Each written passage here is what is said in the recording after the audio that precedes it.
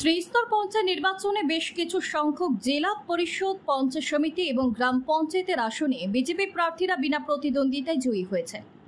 সংশ্লিষ্ট প্রার্থী ও এইসব এলাকার জনগণকে অভিনন্দন জানিয়েছেন বিজেপি প্রদেশ সভাপতি রাজীব ভট্টাচার্য। তিনি বৃহস্পতিবার বিজেপি প্রদেশ কার্যালয়ে আয়োজিত সাংবাদিক সম্মেলনে বলেন, ত্রিস্তর পঞ্চায়েতকে সামনে রেখে রাজ্যে সন্ত্রাসের পরিবেশ কায়েম হয়েছে বলে বিরোধী দলগুলো যে অভিযোগ এনেছে তার কোনো ভিত্তি নেই। তারা এ ধরনের মিথ্যে অভিযোগ এনে বিজেপিকে কলঙ্কিত করার চক্রান্তে লিপ্ত হয়েছে। এ বিষয়ে স্পষ্টীকরণ দিতে গিয়ে বিজেপির প্রদেশ সভাপতি বলেন, বিরোধী দলগুলি সাংগঠনিক দিক দিয়ে দুর্বল হয়ে পড়ায় ত্রিস্তর পঞ্চায়েত নির্বাচনে বহু জায়গায় প্রার্থী দিতে পারেনি।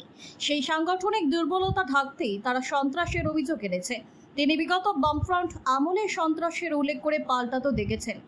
আসন্ন ত্রিস্তর পঞ্চায়েত নির্বাচন অবাধ ও শান্তিপূর্ণভাবে অতিবাহিত করতে তিনি শান্তিকামী সকল অংশের জনগণের প্রতি আহ্বান জানিয়েছেন। সন্ত্রাস সম্পর্কে কোন জায়গায় ভোট দিতে কোন জায়গায় মনোনয়ন পত্র দিতে পারেনি। আমি যদি উল্টা বলি আপনাকে, যে আমরা তো যেখানে মনোনয়ন কাকরাবনে আমাদের যখন মনোনয়ন জমা দিতে গেছে, আমাদের সেখানকার যিনি বিধায়ক উনি গোলাপ ফুল দিয়ে তাদেরকে বরণ করেছেন। তারা প্রার্থী দিতে পারছে না, তাদের সংগঠন নেই। তাদের সাংগঠনিক দুর্বলতাটা যদি এখন বিজেপির উপর আরোপ লাগিয়ে তারা অ্যাকচুয়ালি বৈতরণী পার হওয়ার চেষ্টা করছে, এছাড়া আর কিছু না। অ্যালায়েন্সের ব্যাপারে যে আপনি প্রশ্ন করেছেন খুব সুন্দর। আপনারা ইতিমধ্যে জানেন আইপিএফটি সঙ্গে আমাদের অ্যালায়েন্স ছিল 2018 থেকে, সেটা 2023-এও আমরা বিদ্যমান রেখেছি। এবং লোকসভা নির্বাচনের আগে আমাদের টিপরা মথার সঙ্গে আমাদের অ্যালায়েন্স হয়েছে।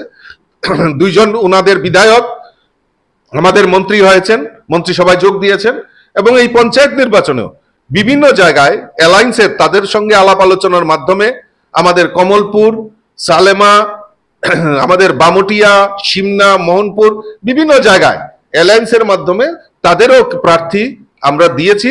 বিভিন্ন জায়গায় অ্যালায়েন্সের মাধ্যমে কিছু প্রার্থী তারাও দিয়েছে ত্রিপুরা মাথার তরফ থেকে।